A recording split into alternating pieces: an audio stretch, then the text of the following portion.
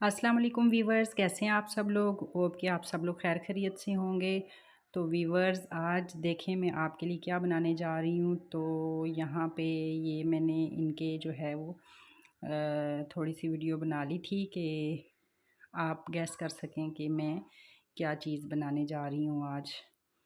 तो यहाँ पे ये दोनों बाउल में जो है वो सब कुछ पड़ा हुआ था। तो आप गैस करके कमेंट्स में बताएं कि क्या बनाया था मैंने और कौन सा सालन जो है वो मैंने रेडी किया था। अच्छा, तो वीवर्स, यहाँ पे सब्ज़ी मैंने काट ली थी। एक फूल जो था वो गोभी का था और एक प्याज थी मेरे पास, वो मैंने काट ली थी। उसके बाद धनिया और लहसुन अदरक का पेस्ट और ये हाफ़ लीमू था। 2 हरी मिर्चें मैंने काट ली थी, 2 बड़ी मिर्चें थी और 3 अदद जो थे वो टमाटर थे, जिनको मैंने इस तरह काट लिया था। और उसके बाद ये 4 से 5 अदद जो थे वो मेरे पास आलू थे, जिनको मैंने क्यूब्स की शक्ल में काट लिया था। मसाला जात में यहाँ मैंने हल्दी, लाल मिर्च, सूखा धनिया और साथ मैंने ये अजवाइन ली थी और नमक लिया था। ये तकरीबन मैंने आधा आधा खाने का चम्मच लिया था। और यहाँ दलदल मिर्च और ज़ीरा और साथ मैंने काली मिर्च ली थी। सिर्फ ज़ीरा जो था थोड़ा सा ज़्यादा लिया था, बाकी सब मसाला जात खाने का आधा चम्मच मैंने लिए थे। और ये यहाँ पे तकरीबन सारी चीज़ें जो थी वो रेडी थी और रेडी करके मैंने सब कुछ रख दिया था। तो अब बारी सिर्फ पकाने की थी। अच्छा, तो वीवर्स, यहाँ पे मैंने कढ़ाई में जो है वो तेल डाल लिया था। तकरीबन पकाने का 1 चम्मच जो है वो तेल मैंने डाला था और यहाँ पे मैं सिलेंडर पे ही पका रही थी। आप देख लें आंच कितनी इसकी स्लो है और गैस का अभी तक इशू जो है वो हल नहीं हुआ और गैस बिल्कुल नहीं आ रही है। और यहाँ पे ये ऑयल जो है वो गर्म हो चुका था। तो मैं साथ ही मैंने क्या किया कि जो काटी हुई प्याज थी वो उस ऑयल में मैंने डाल दी थी।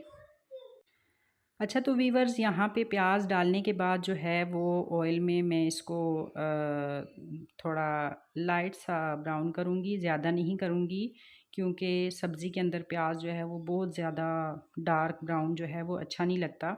मैं जब भी भिंडी वगैरह या कोई भी सब्ज़ी जैसे कद्दू या कुछ भी इस तरह का बनाती हूँ तो मैं प्याज जो है वो बहुत ज़्यादा लाल नहीं करती।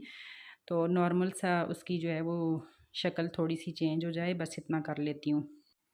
अच्छा जी, यहाँ पे प्याज जो था वो ऑयल में जो है वो लाइट ब्राउन हो रहा था। तो यहाँ पे कुछ टाइम मैंने इसमें चम्मच वगैरह चलाया तो उसके बाद आप देखें कि प्याज की एकदम से रंगत जो है वो चेंज हो गई थी और बहुत ज़्यादा जो है वो सुर्ख भी नहीं हुआ था और बिल्कुल हल्की सी रंगत जो है वो उसकी चेंज हुई थी। तो यहाँ पे थोड़ी देर और इसको मैं पकाऊंगी और साथ साथ चम्मच भी चला रही थी कि प्याज जो है वो जले नहीं। तो बस ऐसा ही कलर मुझे चाहिए सब्ज़ी में प्याज का, ज़्यादा मुझे सुर्ख नहीं करना। तो यहाँ पे वीवर्स, मैं इसमें ये लहसुन अदरक का पेस्ट डाल दूँगी। 1 चम्मच जो थी वो मेरे पास लहसुन की थी और थोड़ी सी अदरक जो थी वो मैंने पीस के इसमें शामिल कर दी थी। तो यहाँ पे ये डालने के बाद मैं अब इसको आपस में जो है वो अच्छे से मिक्स करूँगी और इसको भी मैं बहुत ज़्यादा नहीं पकाऊँगी, क्योंकि ये भी बिल्कुल मैंने बस इतना कि लहसुन अदरक की जो हल्की सी जो स्मेल है वो ख़त्म हो जाए और लाइट सी ब्राउन हो जाए। बहुत ज़्यादा मैंने इसको जलाना या पकाना या सुर्ख नहीं करना। तो यहाँ पे ये मेरे हिसाब से तकरीबन थोड़ी देर पकाने के बाद जो थी वो ये प्याज और लहसुन अदरक का पेस्ट जो था वो तकरीबन मेरे हिसाब से रेडी हो चुका था। तो बस मैं यहाँ पे इतनी ही देर इसको जो है वो पकाऊंगी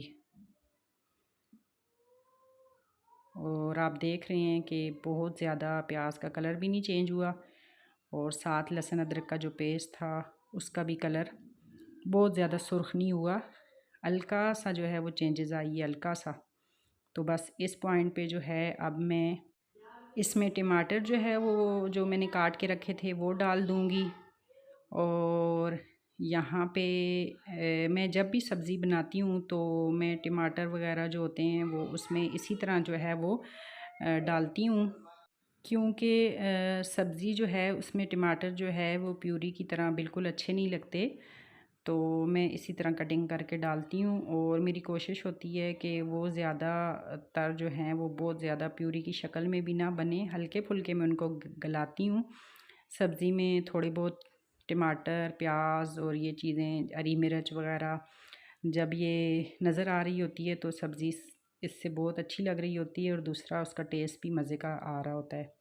और सब्ज़ी को बहुत ज़्यादा गला कर भी नहीं पकाते, वरना उसकी सारी जो ग़ज़ाइयत होती है वो ख़त्म हो जाती है। तो यहाँ पे मैं टमाटर को थोड़ी देर के लिए पकाऊंगी। अच्छा, तो वीवर्स, यहाँ पे जो मैंने मसाला जात आपको दिखाए थे 2 प्लेट्स में, तो वो इकट्ठे मैं नहीं डालूँगी। ये वाले मसाला जात में इसमें टमाटर जब थोड़े से हल्के से हो जाएंगे, नरम हो जाएंगे, तो मैं इसमें ये वाले मसाला जात डालूँगी और मैं इनको थोड़ी देर के लिए अच्छे से पका लूँगी। और यहाँ पे मैं इनको अच्छे से पकाऊंगी ताकि ये साथ भी ना लगें और मसाला जले भी नहीं। और टमाटर मैंने बहुत ज़्यादा गलाने भी नहीं है। तो ये आप देखें, मसाले वगैरह जो है मिक्स हो गए हैं, नमक भी साथ ही मैंने शामिल कर दिया था। तो ये इस तरह टमाटर के साथ, प्याज के साथ, लहसुन अदरक के पेस्ट के साथ अच्छे से जो हैं वो पक रहे हैं। तो यहाँ पे मसाला जले नहीं, तो मैं इसमें बिल्कुल लाइट सा, ज़्यादा नहीं, बिल्कुल लाइट सा जो है वो पानी ऐड करूँगी ताकि मसाला जो है वो अच्छे से पक जाए और जले भी नहीं। तो यहाँ पे मैं इसको ऐड करने के बाद अच्छे से मिक्स करूँगी। और अब इस तरीके से मसाला जो है वो अच्छे से पकेगा। और इस तरह मसाला पकने के बाद जो है वो उसका टेस्ट भी बहुत ज़बरदस्त आता है। मसाला सही से पका होता है जब सालन में, तो सालन का टेस्ट बहुत ज़बरदस्त आता है। तो कच्चा मसाला जब होता है तो तब उसका टेस्ट जो है वो अच्छा नहीं होता। तो यहाँ पे मैंने थोड़ी देर के लिए जो है वो ढक्कन रख दिया था ताकि मसाला भी अच्छे से पक जाए और साथ ही टमाटर भी थोड़े से सॉफ्ट हो जाएं। अच्छा, तो वीवर्स, यहाँ पे जब मैंने ढक्कन हटाया तो ये पोजीशन थी मसाला जात की और टमाटर की, और ये सारा कुछ इस तरह पक के, अब देखें टमाटर बिल्कुल प्यूरी की शक्ल में भी नहीं हुए और गल भी गए हैं और थोड़े बहुत जो हैं वो नज़र भी आ रहे हैं। तो जब भी मैं सब्ज़ी पकाती हूँ तो इसी तरीके से टमाटर जो है वो होते हैं। तो अब यहाँ पे इस पॉइंट पे जो है, ये मैंने जो 4-5 अदद आलू जो थे वो काट लिए थे, तो वो मैं शामिल कर दूँगी। और आलू शामिल करने के बाद इनको मैं अच्छे से जो है वो मिक्स कर लूँगी मसाला जात के साथ। और मसाला जात के साथ जब ये अच्छे से मिक्स होंगे तो आलूओं के अंदर भी मसाला जो है वो अच्छे से जाएगा। और इस तरीके से जो है वो चम्मच वगैरह मैं इसीलिए चला रही थी ताकि अच्छे से जो है वो मसाला आलूओं के अंदर जाए। और यहाँ पे मैं अब इसको कुछ देर के लिए जो है वो आलूओं को भूनूंगी। और पानी वगैरह जो है वो फ़िलहाल मैं ऐड नहीं करूँगी। थोड़ी देर जो है वो आलू जब अच्छे से आलूओं की बुनाई हो जाएगी तो साथ साथ भुनने के साथ साथ फिर उसके बाद मैं देखूँगी, अगर मुझे थोड़ा बहुत पानी डालना हुआ बुनाई होने के बाद तो मैं डालूँगी ताकि आलू जो हैं वो अच्छे से गल सकें। तो अभी फ़िलहाल तो ज़रूरत नहीं पड़ रही, उसी मसाला जात में मैं इनको भून रही हूँ। तो वीवर्स, यहाँ इस पॉइंट पे जो है वो मेरे बाकी जो मसाला जात थे, काली मिर्च, ज़ीरा और दलदल मिर्च, ये मैं शामिल करूँगी। और यहाँ पे मैंने ये मसाला जात शामिल कर दिए। और शामिल करने के बाद अब इनको मैं अच्छे से जो है वो चम्मच चलाऊँगी ताकि अच्छे से ये मसाला जात भी जो हैं वो मिक्स हो जाएं सब्ज़ी में। तो सब्ज़ी वगैरह जो है जब भी कभी बनाएं तो कोशिश ये करें कि उनमें मसाला जात बहुत ज़्यादा मत रखें, लाइट से मसाले वगैरह उनमें डालें ताकि सब्ज़ी का टेस्ट जो होता है वो उससे मज़े का आता है। और जब हम उनमें बहुत सारे मसाला जात, मिक्स मसाला जात, सालन के मिक्स मसाले या दूसरे तीसरे कोई मसाला जात डाल देते हैं तो वो फिर सब्ज़ी का जो असल टेस्ट है वो ख़त्म हो जाता है। अच्छा, तो वीवर्स यहाँ पे मसाला जात डालने के बाद अब देखें कि आलूओं की ये पोजीशन थी। आलू जो हैं वो अच्छे से भुन रहे थे और ये देखें मसाले ने हल्का हल्का जो है वो ऑयल भी छोड़ दिया था। अब मसाला जो है वो हल्का हल्का ऑयल छोड़ रहा था और लेकिन आलू ज़ाहिर है सिर्फ बुनाई हुई है आलूओं की, तो आलू अभी गले नहीं हैं, थोड़े बहुत हल्का फुल्का बुनाई में जो है वो गलते हैं, ज़्यादा नहीं गलते। तो यहाँ जो है वो मैं इनको अच्छे से फ़िलहाल तो भून रही थी और भूनने के बाद जो है अब मैं इनको गलाने के लिए जो है वो इसमें पानी ऐड करूँगी, इतना ही जिस पानी में ये आलू जो हैं वो गल जाएं अच्छे तरीके से। तो उसी हिसाब से तकरीबन मैंने हाफ़ कप जो है वो पानी ऐड किया था, तो ये उस पानी में अच्छे से गल जाएंगे। तो यहाँ पे पानी ऐड करने के बाद जो है उसको मैंने अच्छे से मसाला जात को और आलूओं को आपस में मिक्स कर लिया और बस अब मैं यहाँ पे जो है वो इसको ढक्कन से जो है वो ढाँप दूँगी। तो ये तकरीबन मैं इनको 7 मिनट या 8 मिनट तक पकाऊंगी तो ये आलू अच्छे से गल जाएंगे। अब जो है ढक्कन इसके ऊपर लगा रहेगा। तो वीवर्स बाहर का मौसम जो है बहुत ये देखें वीवर्स, बहुत ज़बरदस्त मौसम हो रहा है बाहर का और ये बारिश हो रही है कराची में। लेकिन जिस तरह दूसरे पहाड़ी इलाकों में बारिश के बाद मौसम जो है बड़ा ज़बरदस्त हो जाता है, ठंड हो जाती है, यहाँ ऐसा कुछ नहीं है।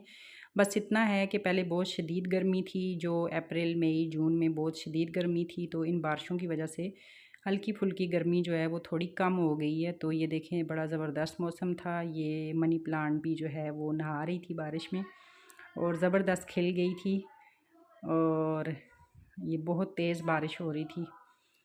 तो यहाँ के लोगों के लिए, कराची के लोगों के लिए तो बारिश बहुत एक अनमोल तोहफ़ा है, क्योंकि बारिश होती है तो लोग बहुत खुश होते हैं कि इतनी शदीद गर्मी में अल्लाह की जो रहमत है वो बरस रही होती है, तो इनकी खुशी की इंतहा नहीं होती। तो यहाँ पे व्यूअर्स साथ साथ मैं खाने का भी आपको बता दूँ तो खाने में जो है वो ढक्कन जब मैंने उठाया तो तकरीबन 8 मिनट शायद 10 मिनट इसी तरह का टाइम था। उसके बाद मैंने ढक्कन उठा के देखा तो आलूओं की ये पोजीशन थी। तो उसके बाद जो है वो यहाँ पे आलू तकरीबन गल चुके थे। तो इस पॉइंट पे अब मैं इसमें गोभी जो है जो मैंने काट के रखी थी वो मैं इस तरीके से काटती हूँ। बिल्कुल बारीक मुझे अच्छी नहीं लगती। जब भी पकाते हैं तो इसी तरीके से मैं थोड़ी लंबाई में और मोटी मोटी होती है इस तरीके से काटती हूँ, ताकि वो खाने में जब नज़र आती है तो बड़े मज़े की लगती है। तो अक्सर मैंने देखा है लोग गोभी पकाते वक्त उसको बिल्कुल बारीक कर देते हैं, तो मुझे उस तरह की बिल्कुल प्यूरी की तरह की बनी हुई गोभी जो है वो अच्छी नहीं लगती। इसी तरह मैं बनाती हूँ। तो अब आप देखें कि आलूओं में गोभी जो है वो किस तरीके से जो है वो दिखाई दे रही है। तो ये पकने के बाद भी इसी पोजीशन में रहेगी, ये ज़्यादा मलिया मेट नहीं होगी। तो वो मलिया मेट की हुई सब्ज़ी चाहे भिंडी हो, गोभी हो, कद्दू हो, दूसरी तीसरी कोई भी सब्ज़ी हो तो वो नहीं अच्छी लगती। तो पालक वगैरह एक ऐसी चीज़ है वीवर्स के जिसको आप जो है वो अगर ज़्यादा मलिया मेट करके पकाएं तो वो मज़े की लगती है। अदरवाइज़ बाकी जितनी भी सब्ज़ियां हैं तो वो इसी तरह से खिली खिली हुई अच्छी लगती हैं। तो यहाँ पे गोभी को थोड़ी देर ही मैंने भुना था, बहुत ज़्यादा देर भुनने से सब्ज़ियों की ग़िज़ाइयत जो है वो ख़त्म हो जाती है। तो मैंने उस पर ढक्कन दे दिया था। अब ढक्कन मैंने थोड़ी देर बाद हटाया था तो ये पोजीशन थी गोभी की। तो ये बहुत जल्दी गल जाती है, मुश्किल से मेरे ख़्याल से आप ढक्कन देकर इसको भूनने के बाद अगर आप इसको 3 से 4 मिनट भी ढक्कन देकर ढाँप देंगे तो ये गल जाती है। तो यहाँ पे ये काफ़ी हद तक जो है वो गल गई थी गोभी।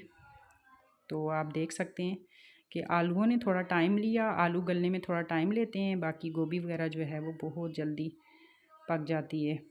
तो हालांकि बाज़ औक़ात जो है वो लोग कहते हैं कि ये इसकी जो डंडी होती है ये काटनी चाहिए ताकि ये सख्त होती जल्दी गलती नहीं है, लेकिन मैं तो हमेशा इसके साथ ही पकाती हूँ तो गल जाती है। तो हाँ, ये होता है कि जो इसका फूल है गोभी का वो ज़रा ज़्यादा वो हो जाता है और डंडी थोड़ी कम गलती है। तो वीवर्स, यहाँ पे मैं खाने के साथ साथ जो है वो रायता बनाने की तैयारी कर रही थी। तो मैंने यहाँ पे टमाटर, खीरे और प्याज वगैरह काट लिया था।